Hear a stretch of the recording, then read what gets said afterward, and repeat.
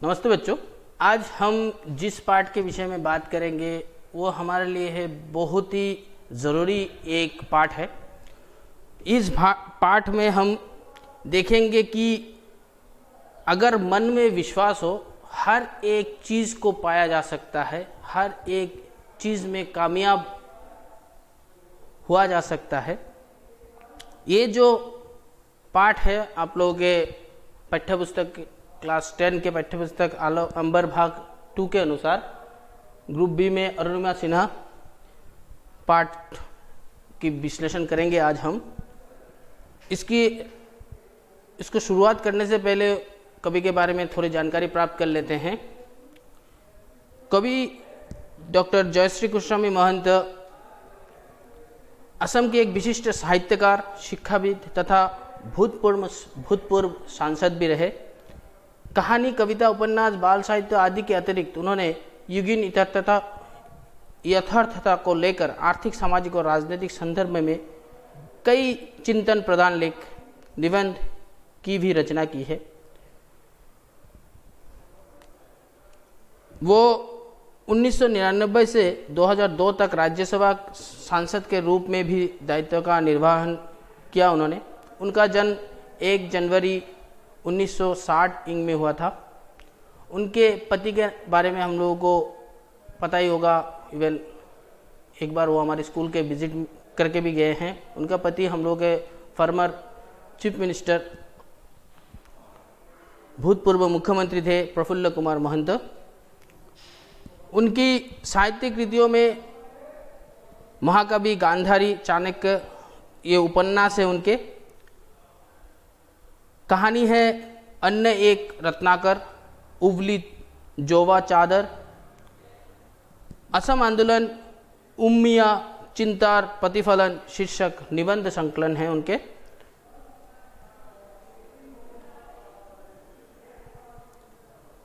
एदिनर संवाद नामक समाचार पत्र के संपादक का दायित्व संभाल रखा है अभी उन्होंने। भारत सरकार ने उन्हें 2018 में पद्मश्री सम्मान से सम्मानित किया। उनको पद्मश्री सम्मान भी मिला है। ये कवि के बारे में संक्षिप्त जानकारी था। अरुणिमा सिन्हा साहस की एक मिसाल। ये जो पाठ है इसमें हम लोगों को ये दर्शाया गया है कि अगर कोई भी इंसान मन में उसकी दृढ़ता हो, मन में उसकी साहस हो और अगर वो खुद के ऊपर भरोसा करता है तो वो किसी भी असंभव कार्य को संभव बना सकता है। कोई भी असंभव कार्य हो, कोई भी बाधा हो जीवन में, उसको पार करके वो जीवन में आगे बढ़ सकता है, जीवन में उन्नति प्राप्त कर सकता है। तो पाठ को शुरू करते हैं। कहा ना जो कुछ भी है सब दे दे अभी जल्दी। कोई किसी से बोल रहा है थोड़े बहुत गुस्से में कि कहा ना जो कुछ भी है तुम्हारे पास सब दे दो, जल्दी से जल्दी मुझे दे दो। लुटेरों के गिरोहों में से एक ने कर्कश एवं भयानक आवाज में धमकी दी। लुटेरों मतलब डाकू, चोर जिसको कहते हैं हम लोग, उनमें उनके गिरोह के, उनके दल के किसी ने कर्कश स्वर मतलब कटु वाक्यों में जो आवाज हम लोग को गुस्सा दिलाता है, ऐसे आवाज में, खराब भाषा में बोला है, भयानक आवाज में, डरावनी लैंग्वेज में बोला है कि जो भी है तुम्हारे पास जल्दी दे दो, मुझे दे दो। ऐसे आवाज निकाला है उसने, बोला है उसको। चलती रेलगाड़ी के उस डिब्बे में अनेक यात्री थे। तो अभी थोड़ा बहुत समझ में आ रहा है कि कौन किसको बोल रहा था कि अभी चलती रेलगाड़ी के उस डिब्बे में अनेक यात्री थे। एक रेलगाड़ी जो चल रही थी उसके कंपार्टमेंट में, एक डिब्बे में बहुत सारे यात्री थे। उस यात्री में एक डकैत दल घुस गए थे। चलती रेलगाड़ी में एक डकैत दल आ गए थे और जिन्होंने लोगों से उनका सब सामान छीन रहा था। डर के मारे सबके मुंह पीले पड़ गए। डर के मारे सभी के मुंह पीले रंग के हो गए थे, सभी मुंह सूज गया था, सभी का मुंह डर के मारे सब सूज गए थे। कोई किसी की मदद करने की हिम्मत नहीं जुटा पा रहा था। कोई भी यात्री दूसरे यात्री का मदद करने का जो हिम्मत होता है, जो ताकत होता है, वो जुटा नहीं पा रहा था। किसी के पास वो ताकत नहीं था। बल्कि जान बचाने के लिए लुटेरे जो भी मांग रहे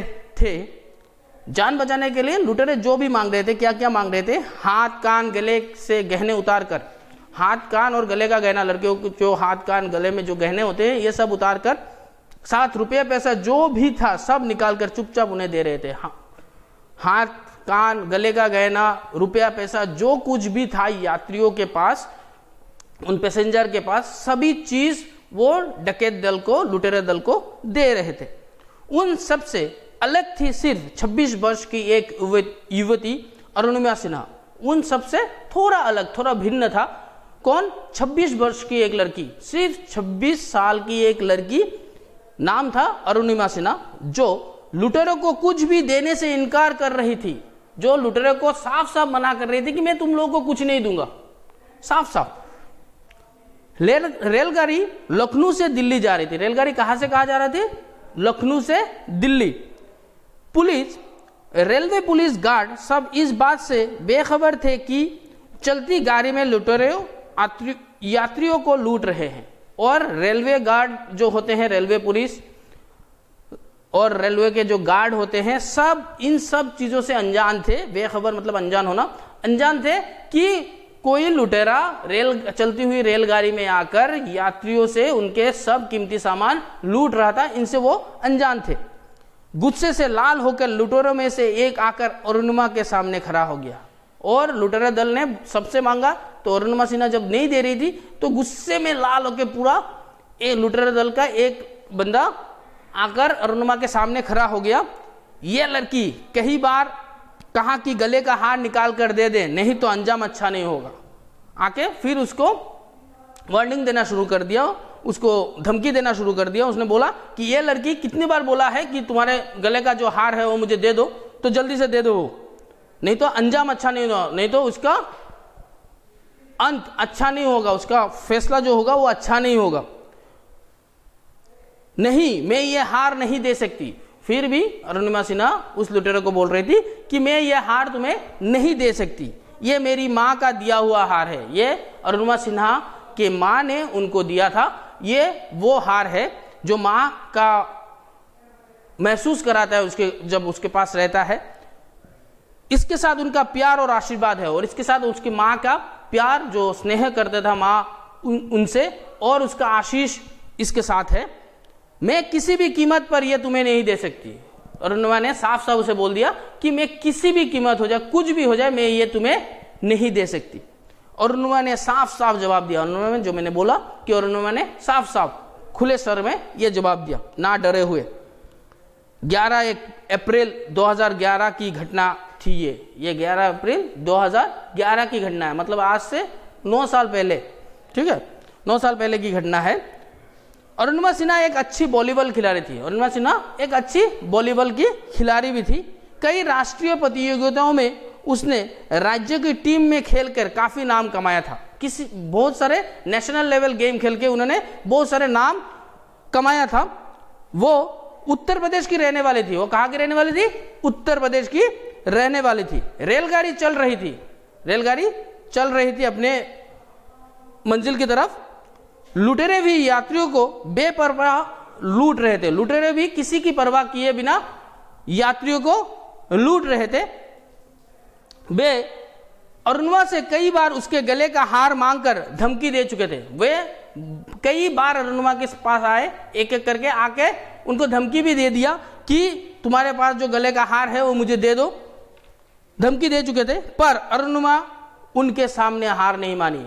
लेकिन अरुणिमा का साहस इतना ज्यादा था कि उसने उनके सामने हार नहीं मानी, और उसने जो बोला था कि मैं तुम्हें यह हार नहीं दूंगा क्योंकि ये मुझे मेरे माँ ने दिया है और उसमें मेरे माँ का प्यार और आशीष है, इस कारण से वो यह हार उस लुटेरे दल को नहीं दे रही थी।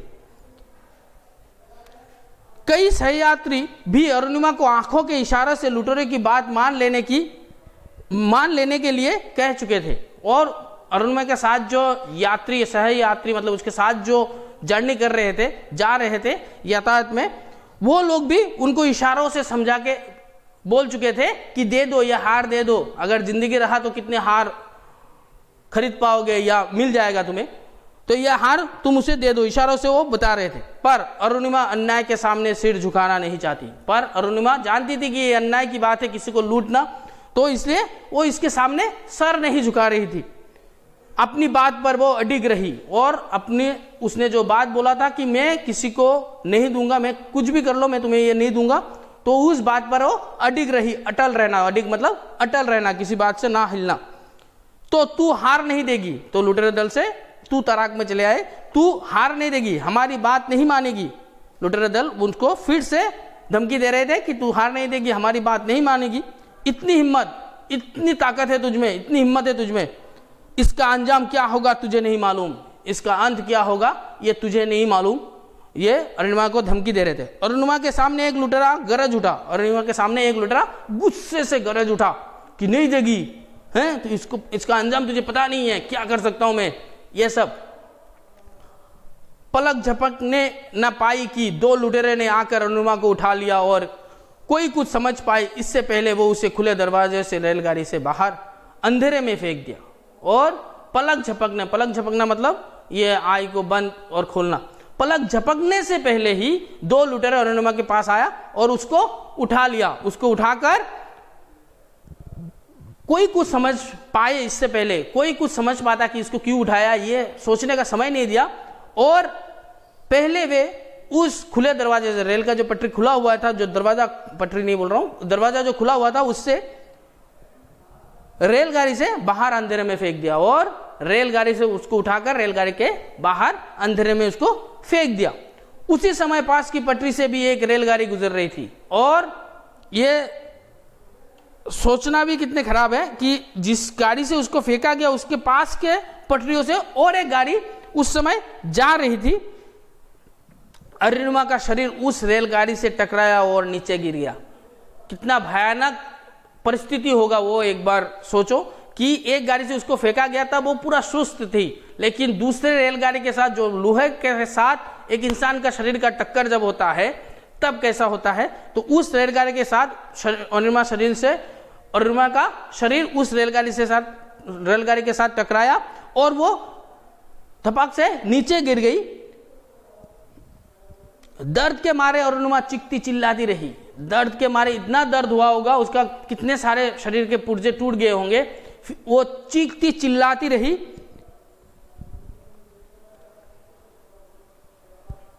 परंतु रेलगाड़ी के इंजन और पहिए की आवाज से उसकी आवाज दब गई। लेकिन रेलगाड़ी के जो पहियों की आवाज और इंजन का जो आवाज होता है वो हम लोगों ने सुना है, कभी कभी रात को हम लोग का नींद भी टूट जाता है। जो लोग रेल पटरियों के सामने जिन लोगों का घर है, ठीक है, इतना आवाज होता है। उस आवाज में उसकी जो चीखना चिल्लाहट, उसका जो दर्द था, जो दर्द के कारण वो कहार रही थी, वो आवाज उसकी दब गई थी।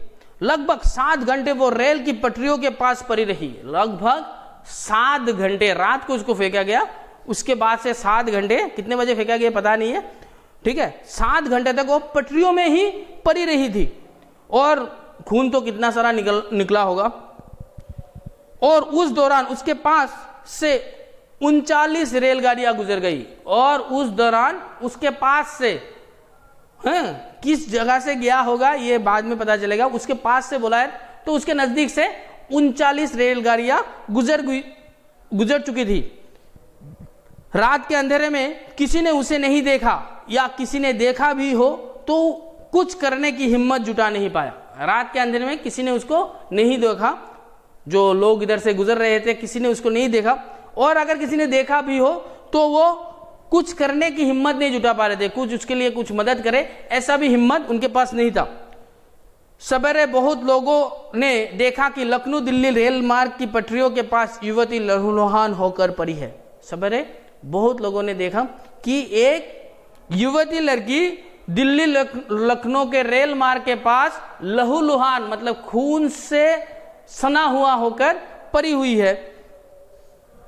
पहले फिर लोगों ने उसकी मदद की। पहले बरेली के अस्पताल, बरेली एक जगह का नाम है, उसके अस्पताल, और उसके बाद नई दिल्ली के अखिल भारतीय आयुर्विज्ञान संस्थान में अरुणिमा का इलाज करवाया गया। अखिल भारतीय आयुर्विज्ञान संस्थान मतलब एम्स में उनका इलाज करवाया गया, उनको एम्स में एडमिशन करवाया गया।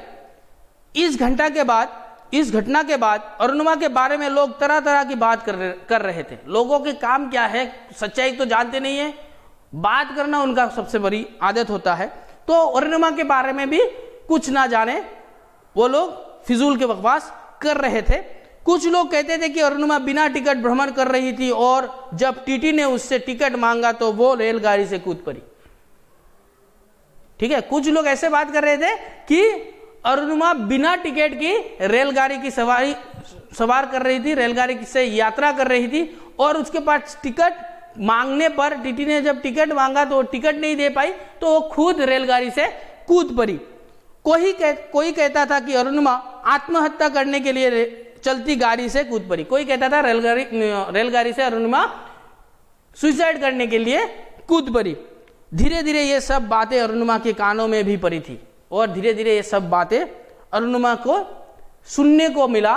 वो मतलब उसके कानों तक आके पहुंची थी, वो सुन रही थी ये सब बातें और उसे बहुत दुख हुआ था और उसको बहुत ज्यादा दर्द हुआ था कि मेरे साथ क्या हुआ है इसके बारे में आप लोगों को कुछ पता नहीं है और आप फिजूल के ये सब बकवास मेरे नाम से निकाल रहे थे।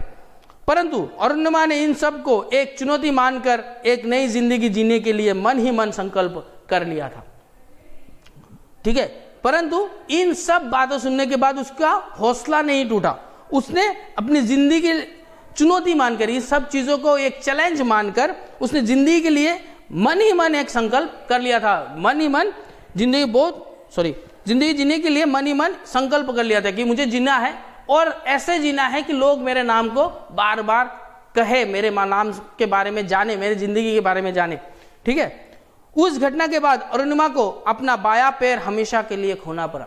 उस घटना के बाद अरुणिमा का लेफ्ट लेग उसको जिंदगी भर के लिए खोना पड़ा, मतलब काट दिया गया उसका पैर।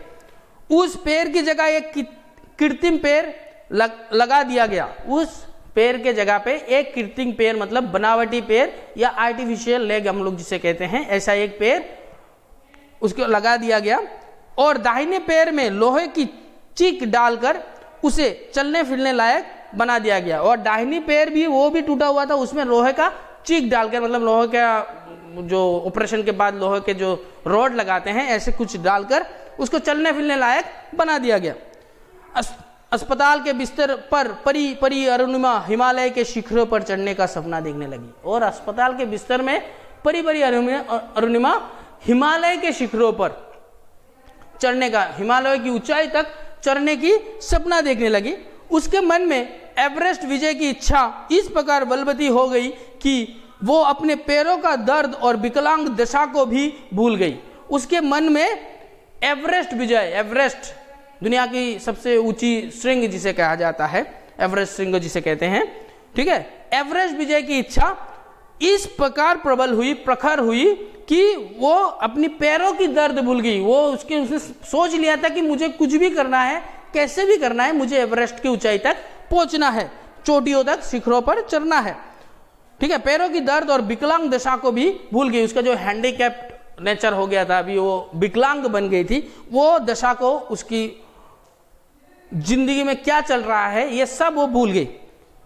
वो कहां कैसे इस कार्य के लिए प्रशिक्षण ले सकेगी ये सोचने लगी। वो कहां और कैसे इस कार्य के लिए ट्रेनिंग ले सकती है, प्रशिक्षण ले सकती है, इसके बारे में वो सोचने लगी।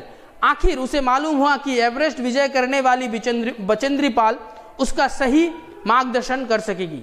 और हम लोगों को पता है कि बचेंद्री पाल जिन्होंने पहले ही एवरेस्ट विजय कर चुकी थी, आखिर उसे मालूम हुआ कि एवरेस्ट विजय करने वाली बचेंद्री पाल उसकी सही मार्गदर्शन कर सकती है, उसको सही रास्ता दिखा सकती है कि आप कैसे एवरेस्ट तक चढ़ पाओगे, क्योंकि वो पहले से चढ़ चुकी है। इसलिए 4 महीने के बाद वो अस्पताल से निकली तो घर ना जाकर सीधे बचेंद्री पाल के पास पहुंच गई। 4 महीने बाद जब उसको अस्पताल से रिलीज किया गया तो वो सीधे घर नहीं गई, वो सीधे जाकर बचेंद्री पाल से मिली, पहुंच गई। उस समय उसकी आंखों में एक एवरेस्ट विजय का सपना, उसके आंखों में एवरेस्ट विजय का सपना झलक रहा था।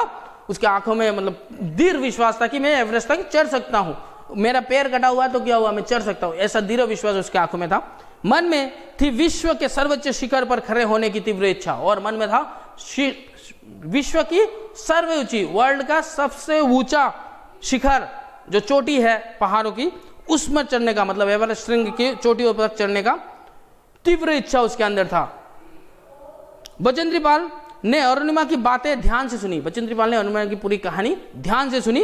अरुणिमा की आंखों में तैरते सपने अपनी चुनौतियों के सामने सिर न झुकाने का अदम्य मनोबल और प्रबल आत्मविश्वास को अनुभव करने के बाद उसके मन में भी यह विश्वास जागा कि अगर इस युवती को सहारा और साहस मिले, सही तरीके से प्रशिक्षण मिले, तो जरूर ये एक दिन अपने लक्ष्य पर पहुंच कर दिखाएगी।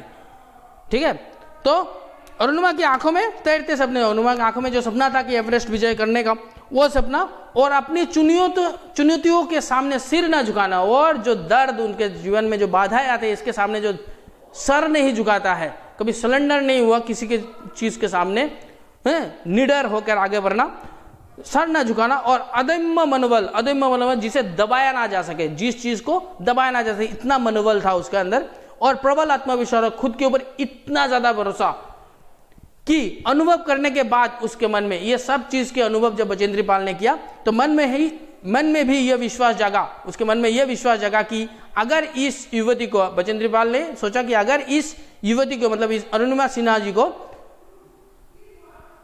सहारा और साहस मिले, कोई अगर मदद करे और उसको पीछे से बोले हाँ तुम कर सकते हो, इंस्पायर करना जिसे बोलते हैं, ये करे तो सही तरीके से प्रशिक्षण मिले और उसके साथ उसको अच्छी तरह से ट्रेनिंग भी दिया जाए, तो जरूर ये एक दिन अपने लक्ष्य पर पहुंचकर दिखाएगी। तो जरूर एक दिन वो अपने लक्ष्य तक, जो एवरेस्ट विजय का सपना उसने दिखा था, वो पूरा कर देगी।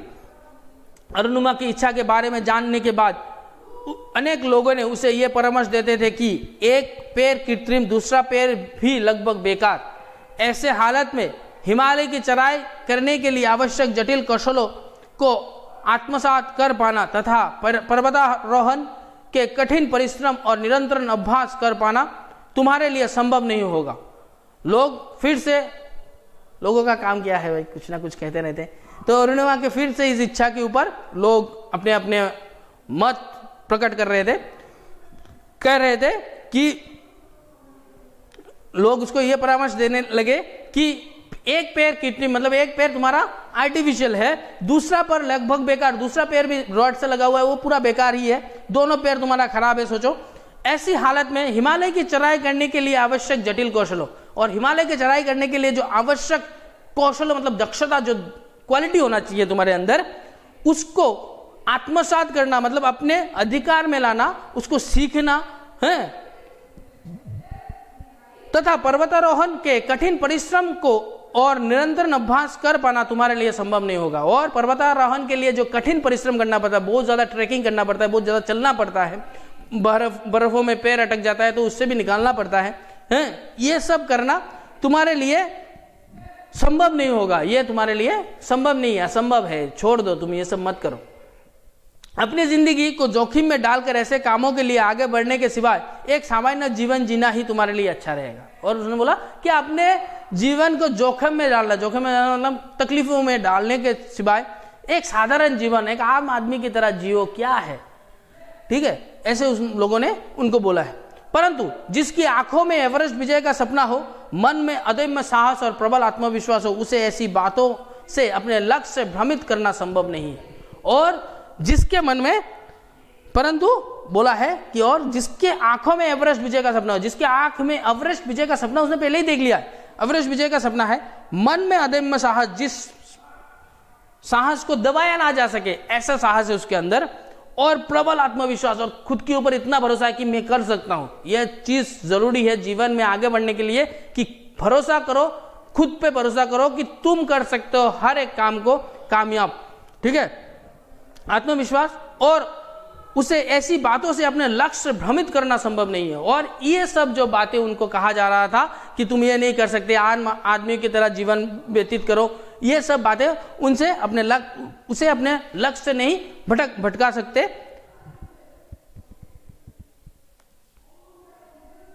हमेशा अपने लक्ष्य को सामने रखकर अरुणिमा धीरे धीरे आगे बढ़ती रही, हमेशा अपने लक्ष्य को सामने रखकर, अपने जो जीवन में जहां पे अपने एम को सामने रखकर वो आगे बढ़ती रही।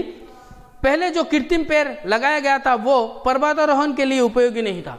जो कृत्रिम पैर, जो आर्टिफिशियल लेग उसके लिए लगाया गया था, उसके पैरों में लगाया गया था, वो पैर पर्वतारोहण के लिए ठीक नहीं है, उपयोगी नहीं है, उसको काम पे नहीं लगाया जा सकता है। एक नया पेड़ लगाने के लिए लगभग 60-70 हजार रुपए की जरूरत होती है, और एक नया पेड़ लगाने के लिए कम से कम 60 और 70 हजार रुपए की जरूरत होता है। परंतु कोशिश करने पर वो भी संभव हुआ, और लोगों के दान के कारण ये भी संभव हो गया। उनके सहृदय लोगों ने उसकी सहायता की, अनेक सहृदय अनेक दयालु लोगों ने उसकी सहायता की ये 60-70 हजार रुपये जमा करने में, ताकि वो नया एक पेड़ ला सके और उसको लगाकर वो पर्वत को चढ़ सके।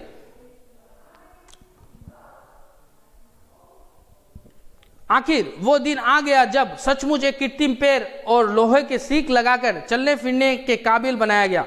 आखिर वो दिन आ गया जब वो एक कृत्रिम पेड़ और एक लोहे के सीख लगा हुआ पेड़ को लेकर वो चलने फिरने के काबिल बन गया।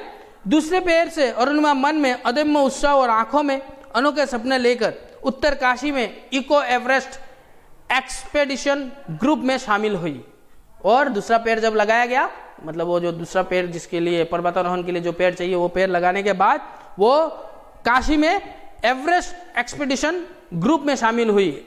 एवरेस्ट एक्सपेडिशन ग्रुप मतलब जिस ग्रुप पहले से ट्रेनिंग किया जाता है, पहाड़ों को चढ़ने का जो ट्रेनिंग देते हैं, उस ग्रुप में उसको शामिल किया गया, जो टाटा स्टील एडवेंचर फाउंडेशन द्वारा चलाया गया प्रशिक्षण कैंप में एवरेस्ट विजय करने वाली बिजेंद्र पाल की देखरेख में प्रशिक्षण कार्य आरंभ हुआ। और जो जिसका sponsor Tata steel adventure foundation द्वारा किया जाता है, और इसका काम, इसका जो लीडर है, जो उसको ट्रेनिंग करवाते हैं, ट्रेनर जो है वो है बिजेंद्र पाल की देखरेख में यह प्रशिक्षण चलता है।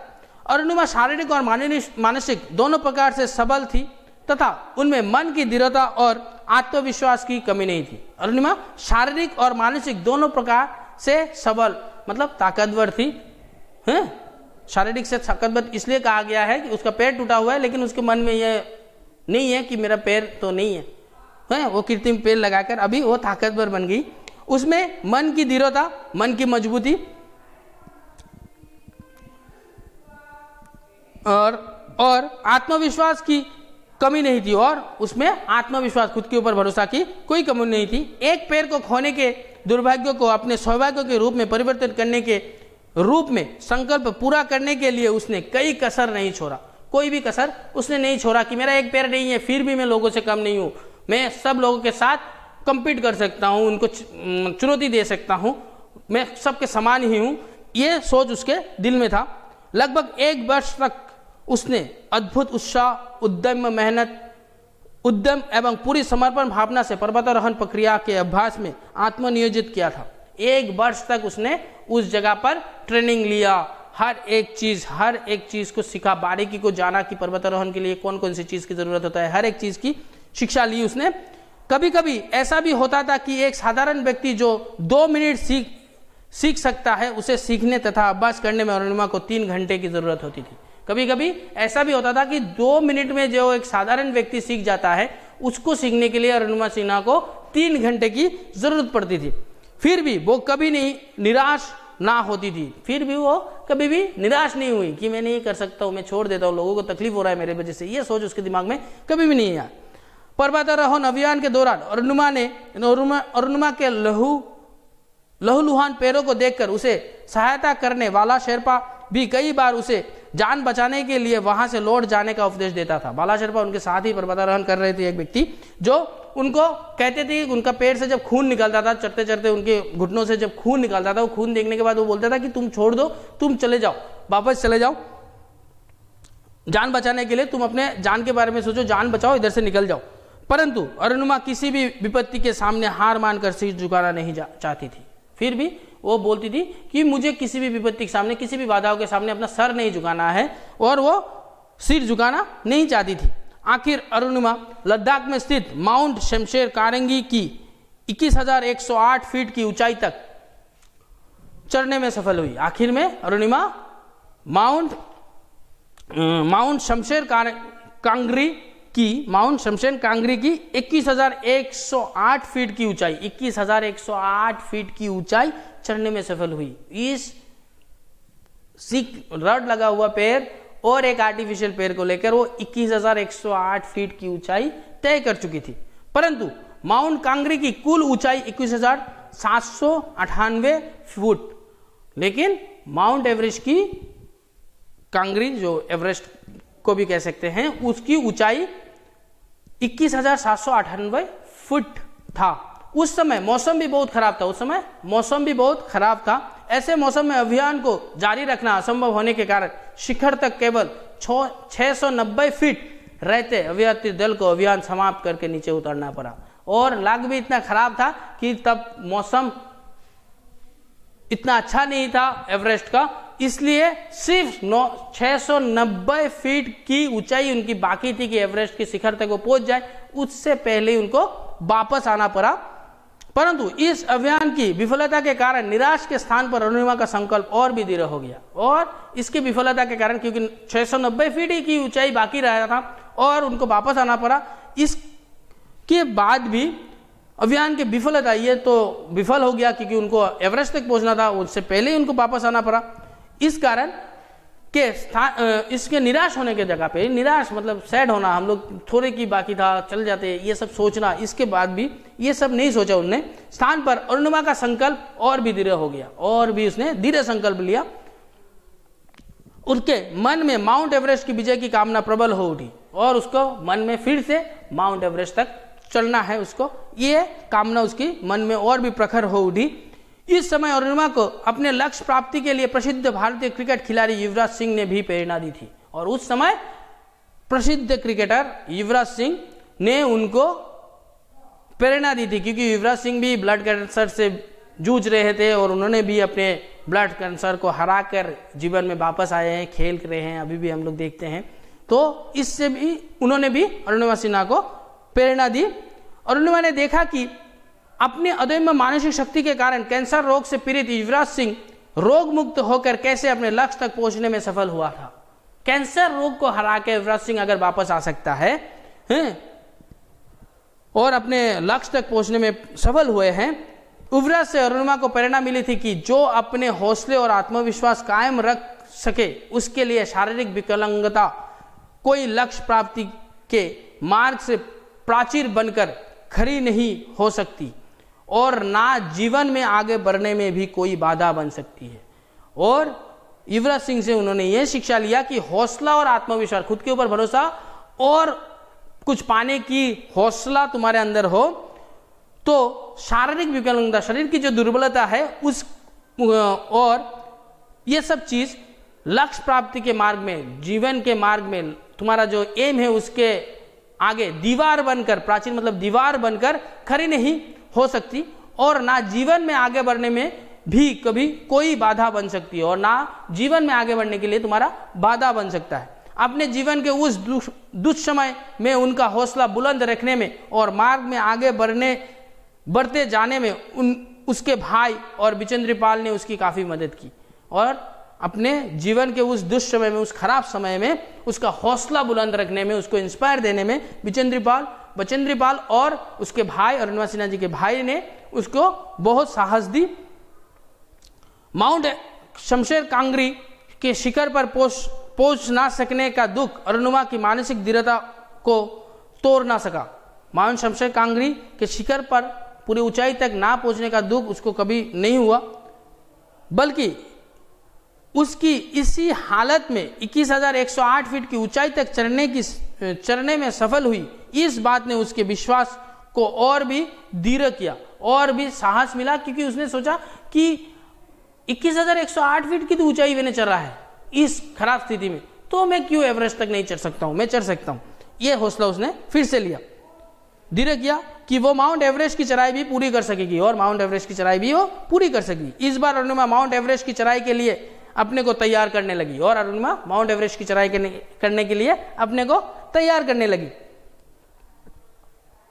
एवरेस्ट के शिखर पर खड़ी होकर अपने विरल अनुभव के बारे में संसार के लोगों को अवगत कराने के लिए फोटो खींचने तथा वीडियो बनाने के लिए वो अपने साथ 2 कैमरे ले गई थी। और एवरेस्ट जब वो विजय करेगी तो लोगों को बताने के लिए कि मेरा पैर नहीं है फिर भी मैं एवरेस्ट तक पहुंच सकता हूं, ये जो अपना मनोबल, अपने आत्मविश्वास को दिखाने के लिए वो अपने साथ 2 कैमरे भी लिया था।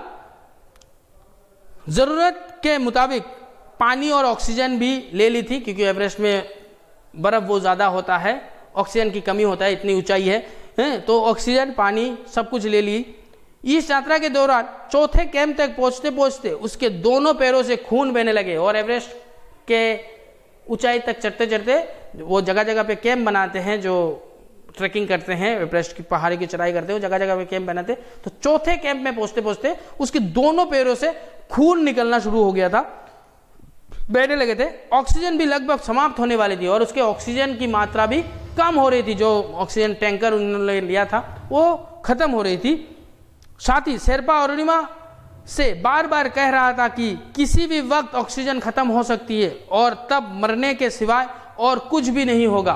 किसी भी वक्त तुम्हारा ऑक्सीजन खत्म हो सकता है और तब मरने के सिवाय तुम्हें और कुछ नहीं प्राप्त होगा। परंतु अरुणिमा उसे उस बार भी कहती थी, यहाँ तक आकर लौट जाने का सवाल ही नहीं उठता। इधर तक आने के बाद लौट जाने का कोई सवाल ही नहीं है, जो होगा देखा जाएगा, मेरे किस्मत में जो होगा वो देखा जाएगा, मैं तो आगे बढ़ूंगा।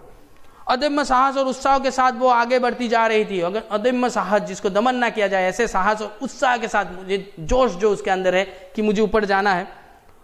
उसके घुटने से निरंतर खून बह रहा था, उसके घुटने से निरंतर मतलब बिना रुके खून बह रहा था। वो रुमाल से खून पोंछती हुई आगे बढ़ रही थी और रुमाल से खून को पोंछते पोंछते वो आगे बढ़ रही थी। मार्ग में उसे अनेक पर्वतारोहियों की लाश इधर उधर पड़ी हुई दिखाई पड़ी थी और बहुत सारे लोग के लाश उसे मार्ग में मिले, रास्ते पे मिले। एवरेस्ट की चढ़ाई करते करते बहुत सारे पर्वतारोहण उधर में दम तोड़ देते हैं, उनकी ऑक्सीजन खत्म हो जाता है, वो बर्फ के नीचे दब जाते हैं, ऐसे हालत होता है। ऐसे बहुत सारे लाश उनको इधर उधर देखने को मिली, परंतु कोई भी बाधा उसे रोक नहीं पाई। परंतु कुछ भी बाधा है जीवन में, कुछ भी परेशानी है, उसको रोका नहीं जा सका। अंत में उसकी अथक बिना थके परिश्रम, अदम्य मनोबल, जिसको दमन ना किया जाए ऐसे मनोबल और आत्मविश्वास का सुफल प्राप्त हुआ। अतः उसे उसका जो साहस, आत्मविश्वास, बलिदान, बाधाओं को पार करके आगे बढ़ने का जो सुफल था, अच्छा जो फल था वो प्राप्त हुआ। काठमांडू से यात्रा आरंभ करने के 52 दिनों के बाद उसे रात के 8 बजे 8,848 मीटर की ऊंचाई पर स्थित माउंट एवरेस्ट के शिखर पर आरोहण किया। उसने माउंट एवरेस्ट के शिखर पर रात के 8 बजे 8,848 मीटर की ऊंचाई चढ़ने के बाद शिखर पर आरोहण किया, वो उधर पहुंच चुकी थी। इस स्थान पर पहुंचने तक पर्वतारोहियों के पास थोड़ी सी ही ऑक्सीजन शेष बची थी। इस स्थान में पहुंचने के बाद पर्वतारोहियों के पास, जो पर्वतारोहण कर रहे थे उनके साथ, उनके पास सिर्फ थोड़ी सी ऑक्सीजन ही शेष बची थी, थोड़ी सी ऑक्सीजन थी उनके पास। इसलिए शिखर पर आरोहण के बाद उन्हें जल्दी उतर आना पड़ा। इसलिए शिखर पर पहुंचने के बाद ही उन्हें जल्दी से जल्दी उतर आना पड़ा था, क्योंकि ऑक्सीजन खत्म होने से पहले ही उन्हें उतरने के रास्ते पहले कैंप तक पहुंचना जरूरी होता है। क्योंकि उतरने के रास्ते में जो पहला कैंप है उस तक पहुंचना उनके लिए जरूरी होता है, ताकि ऑक्सीजन उनको फिर से मिल सके। अरुणिमा के पास भी थोड़ी सी ऑक्सीजन बची थी। उसके साथ जो शेरपा गया था उसे अरुणिमा ने शिखर पर खड़ी उसकी तस्वीर और वीडियो लेने का अनुरोध किया था। उसके साथ जो शेरपा उसके साथ गया था उसको अरुणिमा ने बोला कि मेरा एक तस्वीर और एक वीडियो ले लो, उन्होंने किया था। साथ ही शेरपा ने उन्हें समझाया कि वहां ज्यादा देर तक रहने से जान का खतरा हो सकता है, और शेरपा ने उसको समझाया कि इधर में ज्यादा देर तक रहने से तुम्हें जान का खतरा हो सकता है। उसे भारत का तिरंगा लिए अरुणिमा का फोटो और वीडियो लिया। उसने भारत का तिरंगा लिए अरुणिमा का फोटो और वीडियो उस एवरेस्ट की ऊंचाई पर लिया। लगभग 1.5 घंटे तक वे एवरेस्ट के शिखर पर रहे। लगभग 1.5 घंटे तक वो एवरेस्ट के शिखर पर रहे, उधर में रहे थे। वो स्मरण दिन था 21 मार्च 2013। वो स्मरणीय दिन है हम लोगों के लिए 21 मार्च 2013, जब एक विकलांग औरत जिसका 2 पैर नहीं है, पर पैर है, एक आर्टिफिशियल और एक टूटा हुआ, इस कारण भी वो एवरेस्ट की ऊंचाई तक चढ़ पा रही है। और हम लोग थोड़ी सी बाधाएं अगर जीवन में आते हैं तो अपने लक्ष्य से भटक जाते हैं, लेकिन उसने अपने लक्ष्य से नहीं भटका। इस अभूतपूर्व सफलता के लिए भारत सरकार ने अरुणिमा को सन 2005 में पद्मश्री सम्मान से सम्मानित किया। और इस अभूतपूर्व, जिसको कोई भरोसा नहीं कर सकता, कोई बिलीव नहीं कर सकता, ऐसे काम करने के लिए अरुणिमा को, जो दुनिया में किसी ने कभी नहीं किया, ऐसा काम करने के लिए, अभूतपूर्व मतलब जो कभी किसी ने ना किया हो, ऐसे काम करने के लिए अरुणिमा सिन्हा को 2015 सन में भारत सरकार ने पद्मश्री सम्मान से सम्मानित किया। तत्कालीन राष्ट्रपति प्रणब मुखर्जी ने उसे यह सम्मान प्रदान किया। प्रणब मुखर्जी जी ने उसे यह सम्मान दिया था। केवल यही नहीं, राष्ट्रपति महोदय ने उसे 2015 का तेंजिंग नरगे सम्मान, 2015 का तेंजिंग नरगे सम्मान से भी सम्मानित किया। इससे पहले 2014 में पूर्व राष्ट्रपति डॉक्टर एपीजे अब्दुल कलाम से उसे अमेजिंग इंडियन अवार्ड भी मिला था। अमेजिंग इंडियन अवार्ड भी उसे मिला है। प्रधानमंत्री नरेंद्र मोदी जी ने एक समारोह में अरुणिमा की लिखी पुस्तक का लोकार्पण करके उसकी बहुत प्रशंसा की थी। मतलब अरुणिमा सिन्हा ने एक किताब लिखी थी जिसका उन्होंने पब्लिश किया था, अरुणिमा सिन्हा ने पब्लिश किया था। उसका फर्स्ट लुक जो होता है वो नरेंद्र मोदी जी ने दिया था और उनकी प्रशंसा की थी। इस प्रकार अनेक व्यक्ति अपनी प्रतिभा के कारण विभिन्न परिवेश में राष्ट्रीय पटल पर स्थित सितारों के समान चमकते हुए सहस्त्र जनों के लिए आशा और प्रेरणा का स्रोत बन जाते हैं। ऐसे व्यक्तित्व ही जीवन में और बाकी लोगों के लिए एक प्रेरणा का स्रोत बन जाता है। ऐसे अनुकरणीय व्यक्तित्व अपने अद्भुतपूर्व कार्यों के सबके समक्ष उदाहरण प्रस्तुत कर उनकी दुखी लोगों को आनंद प्रदान करते हैं। और ये जो काम है, इससे लोगों को प्रेरणा देना और दुखी लोगों को, जो लोग विकलांग है, ऐसे लोगों को जिसके पास हाथ नहीं पैर नहीं है, वो लोग अपने को कमजोर समझते हैं, ऐसे लोगों को उत्साह देता है, आनंद प्रदान करते हैं, उन्हें निराश तथा हताशा से मुक्ति दिलाते हैं। और निराशा और हताशा से मुक्ति दिलाते हैं कि किसी चीज में निराश मत हो, किसी चीज में हताशा के मत बैठो, हर एक चीज को पाने की कोशिश करो। ऐसे वक्त में हमें महाभारत का एक अनन्य चरित्र एकलव्य का स्मरण हो आता है। ऐसे वक्त में महाभारत का एक फेमस कैरेक्टर जो है एकलव्य का स्मरण आता है, जिसने अपनी साधना और एक निष्ठता से सिद्धि प्राप्त की थी, जिसने किसी गुरु के साधना के बिना ही अपने लगन के कारण ही उसने धनुर्विद्या सीखी थी। जिसने साधना और एक निष्ठा से सिद्धि प्राप्त की थी, जिसने धनुर्विद्या का ज्ञान किया था, क्योंकि वो नीचू कुल के थे, उनको धनुर्विद्या नहीं सिखाते थे, फिर भी उसने अपनी साधना की वजह से इस चीज में महारत हासिल किया।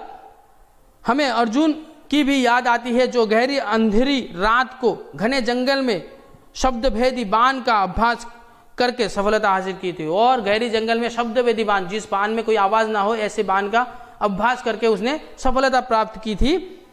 वर्तमान काल में हमें देखते हैं स्टीफन हॉकिंग जो वर्ल्ड के ग्रेटेस्ट साइंटिस्टों में से एक है, जैसा एक शारीरिक रूप से अक्षम वैज्ञानिक अपने विरल प्रतिभा के कारण संपूर्ण विश्व का एक वरेण्य व्यक्ति बन चुके थे। जो फेमस साइंटिस्ट है वर्ल्ड के हैं, वो शारीरिक रूप से विकलांग होने के कारण भी दुनिया के सर्व महान साइंटिस्टों में से एक उनको माना जाता है। हमारे बीच अरुणिमा सिन्हा की तरह और भी लाखों ऐसे प्रतिभावान व्यक्ति हैं जिन्हें आगे बढ़ने के लिए थोड़ा सा आत्मविश्वास और सहायता की जरूरत है। हमारे बीच भी ऐसे बहुत सारे लोग हैं जो थोड़ा बहुत सहायता मिलने से वो भी ऐसे कार्य कर सकते हैं। तो अरुणिमा लास्ट में अंत में अरुणिमा यही कहती है, अरुणिमा सिर्फ एक मैं ही नहीं हूँ जो विकलांग है, मतलब उसका पेट टूटा हुआ है, मैं ही नहीं हूँ, मेरी तरह और हजारों अरुणिमाएं हैं। मेरी तरह इस दुनिया में और भी हजारों अरुणिमाएं हैं जिन्हें जीवन में आगे बढ़ने के लिए, अपने लक्ष्य तक पहुंचने के लिए अगर आप लोग उत्साहित और प्रेरित करें तो सच्चे अर्थों में वो देश सेवा का एक अच्छा उदाहरण होगा। मेरी तरह मतलब ऐसे विकलांग कोई भी लोग जीवन में आगे बढ़ने के लिए अगर हम लोग उनको थोड़ा बहुत मदद करेंगे तो इससे देश सेवा और एक अच्छा देश सेवा का मौका मिलेगा और देश सेवा से ही देश की उन्नति, मतलब हम लोग की उन्नति। ये था आप लोगों का पाठ। अगर किसी चीज में कोई भी परेशानियां होता है तो नीचे बताना। लगता नहीं है कि किसी चीज में परेशानी होगा, क्योंकि ये पाठ इतना आसान तरीके से लिखा हुआ है और जो प्रेरणा दी गई है कि भरोसा खुद पे करो, जीवन की हर एक बाधाओं को पार करके जीवन में आगे बढ़ने की कोशिश करो, है तो ही जीवन में सफलता प्राप्त होगी। अंत में इतना ही, धन्यवाद। फिर भी कोई परेशानी होता है तो नीचे कमेंट बॉक्स में लिख के बता देना। धन्यवाद।